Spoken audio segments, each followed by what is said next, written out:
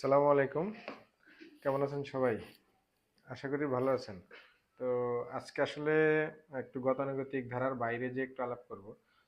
আজকে সিভিলের কোনো টেকনিক্যাল বিষয় নিয়ে আলাপ করতে চাচ্ছি না। একটু বোরিং হয়ে যাচ্ছে ডিসকাশনগুলা মোটামুটি। তো আজকে আমি আসলে একটা বই নিয়ে আলাপ করতে চাচ্ছি। সেই বইটা হলো দি আলকেমিস্ট।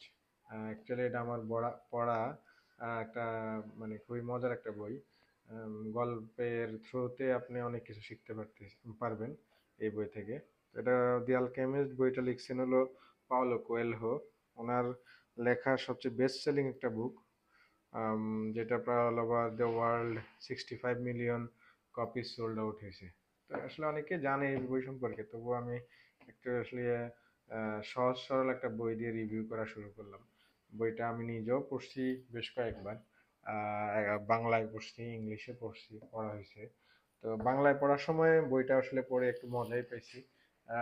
তারপরে আমি আসলে ইংলিশে বইটা পড়া অনলাইনে বইটা অর্ডার করে, ইংলিশ ভার্সনটা অর্ডার করে তারপরে আবার পড়ার চেষ্টা করলাম। দেখলাম যে বাংলার চেয়ে ইংলিশটা পড়ে আর একটু বেশি এটার থেকে আম, মজা পাওয়া গেছে।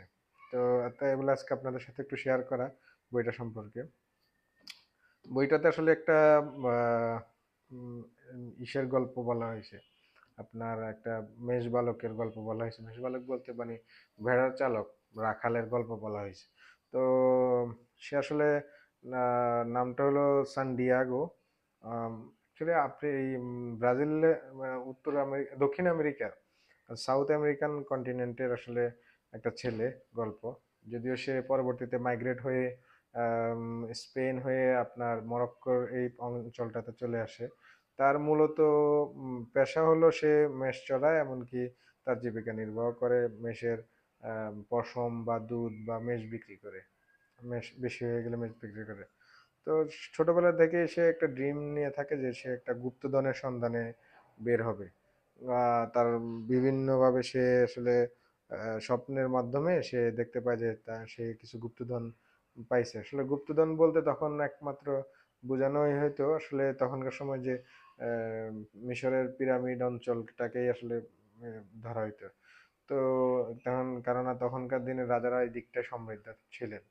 তো এরকম একটা গল্প এই ওনার পাওলো কোয়েলো ওনার বইটাতে উনি বোঝানোর চেষ্টা করছেন, যদিও এটা কাল্পনিক একটা গল্প। তো এবার আমরা আসলে গল্পে ফিরে যাই। স্যান্ডিয়াগো যখন সে আসলে তার মেষ বিক্রি করে সে মাইগ্রেট হয়ে স্পেন হয়ে আফ্রিকান সাবকন্টিনেন্টে চলে আসে, সরি আফ্রিকান কন্টিনেন্টে চলে আসে। তো সে ওখানে একটা কাজ নেয়, মানে একটা গ্লাস ফ্যাক্টরিতে কাজ নেয়, যেটাতে গ্লাসকে গলিয়ে আপনার আম, বিভিন্ন জার বা কাপ তৈরি করে। তো সেই কাপের মাধ্যমে সে আসলে ওখানে চাকরি নিয়ে নেয়ার পেছনে তার নেয়ার উদ্দেশ্য মেন ছিল হলো তার জীবিকাটা নির্বাহ করা। জীবিকা নির্বাহ করতে গিয়ে সে আসলে এখানে কমফোর্ট একটা জোন ক্রিয়েট হয়, সে মোটামুটি ভালোই ছিল ওইখানটায়। কিন্তু হঠাৎ করে তার মনে হলো যে আসলে সে এটাকে ছেড়ে দিবে বা কোনো একটা ঝামেলার কারণে ওখান থেকে চলে আসে।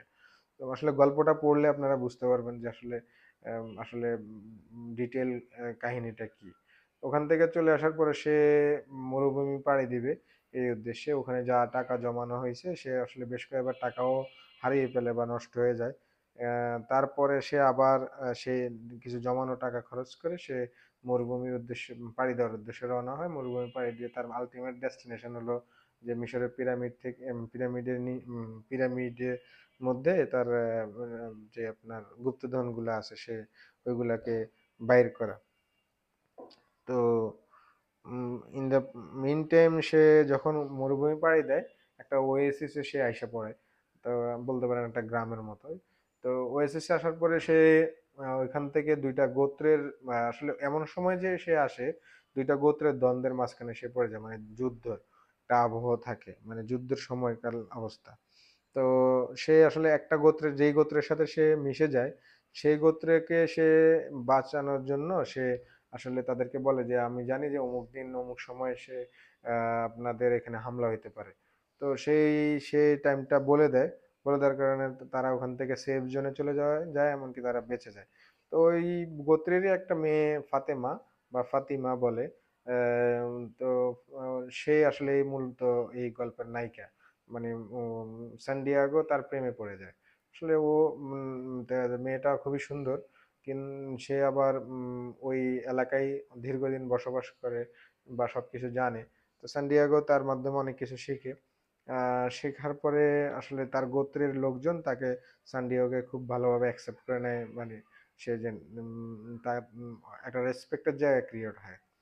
অ্যাট দ্য সার্টেন টাইম সে আসলে ওখানেও আবার একটা ভালো বেশ সব টাইম পাস করতেছিল।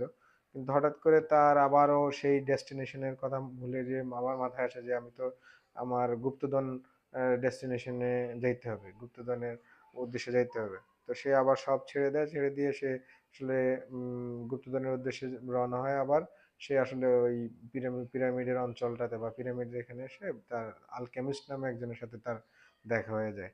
তো মূলত আলকেমিস্ট যে মেইন ক্যারেক্টার এখানে, যদিও লিড ক্যারেক্টার না, লিড ক্যারেক্টার তো স্যান্ডিয়াগো। মেইন ক্যারেক্টার বলতে ওখানে মানে যাকে নিয়ে লেখা, তো আলকেমিস্টের সাথে তার যখন দেখা হয়ে যায় সে আলকেমিস্ট থেকে অনেক কিছু শিখে। তার মধ্যে একটা উল্লেখযোগ্য শিখার বিষয় হলো যে জিজ্ঞেস করতেছিল যে আপনি যদি সবকিছুই, আলকেমিস্ট ওনার আসলে কিছু গুণ ছিল বা জাদুকরি বিদ্যা বলতে পারেন। সে তিনি লোহাকে স্বর্ণ বা যে কোনো কিছুকে স্বর্ণে রূপান্তরিত করতে পারতেন। তো এটা ওর কাছে খুবই ইনোভেটিভ মনে হয় সান্ডিয়াগোর কাছে। সে বলতেছিল যে আপনি সবকিছুকে সোনা বানাতে পারেন, সেক্ষেত্রে যেটাই আপনি পান ওটাকে বানান না কেন। তো আপনার এই গুণ ইয়াটা থাকার পরেও, তো বললো যে সবকিছুকে যদি আমি সোনা বানিয়ে দিই তাহলে লোহার কাজ কে করবে, বা আপনার রূপার কাজ কে করবে, বা অন্যান্য যে ধাতব জিনিস আছে ওইগুলোর কাজ করবে কে। তো এইটার থেকে আসলে একটা শিক্ষণীয় ব্যাপার হলো, আমি আসলে এখানে পরবর্তীতে বলতাম, এখন একটু বলে যাই। সেটা হলো আপনার শিক্ষণীয় ব্যাপার হলো আমাদের পরিবেশে, আমাদের সমাজে যারা যারা আছে বা হ্যাঁ আমাদের সারাউন্ডিংসে যা কিছু আছে সবকিছুর একটা স্পেসিফিক কাজ আছে। শুধুমাত্র ভালো জিনিসেরই কাজ থাকবে বা ওইটা স্পেসিফিক কাজ থাকে, আরেকটার কে ছোট করে দেখা এরকম কিছু নেই। বিষয়টা হলো উম, আমরা ওই যে ডাক্তার ইঞ্জিনিয়ার ছাড়া অন্য সবাই মানে কিছুই করতে পারে না এরকম না বিষয়টা, সবারই কাজ থাকে, রোল থাকে, যে যার রোল প্লে করবে। তো এর মধ্যে শিক্ষণীয় আচ্ছা গল্পটাকে শেষ করি। সেটা হলো আপনার যে আলকেমিস্টের সাথে দেখা হওয়ার পর সে ওখান থেকে আবার ওই যেই ধন সম্পদ গুলা পায় সেগুলো আবার সে হারিয়ে ফেলে ডাকাতের কবলে পড়ে। তো মূলত সে যেটা শিখে সেটা হলো যে সে যে জার্নিটা করে আসছে টোটাল ওভারঅল এই গল্পের মাধ্যমে, সে জার্নিটাই তার হলো জীবনের শিক্ষা বা জার্নিটাই তার অ্যাচিভমেন্ট। এর মধ্যে স্পেসিফিক পয়েন্টে স্পেসিফিক সময়ে এসে একটা কিছু অ্যাচিভ করে আপনি সুখে থাকবেন এরকম না। ওভার দ্য টাইম আপনাকে আসলে এই জার্নির মাধ্যমে স্যাটিসফ্যাকশন বা সুখ খুঁজে নিতে হয়, এর বাইরে আসলে কিছু না। তো আরেকটা বিষয় হলো যে কমফোর্ট জোন, আপনি যদি জীবনে এগিয়ে যেতে চান তাহলে আপনাকে কমফোর্ট জোনটা লেফট করতে হবে, মানে ত্যাগ করতে হবে। এটাই আসলে এই গল্পের মাধ্যমে যেটা বোঝার বিষয়। আর আপনার এখানে একটা কোটেড একটা ইয়ে খুবই ইন্টারেস্টিং একটা লেখা উদ্ধৃতি আছে। সেটা হলো when you try to do something the whole universe conspires to help you. মানে আসলে আমি তো আপনাকে এটা লিখে রাখলাম, রেখে দেখে দেখে বললাম যে মানে আসলে বিষয়টা উনি যেভাবে লিখছে এভাবেই বেটার, আমরা আসলে অন্যভাবে বলাচ্ছে।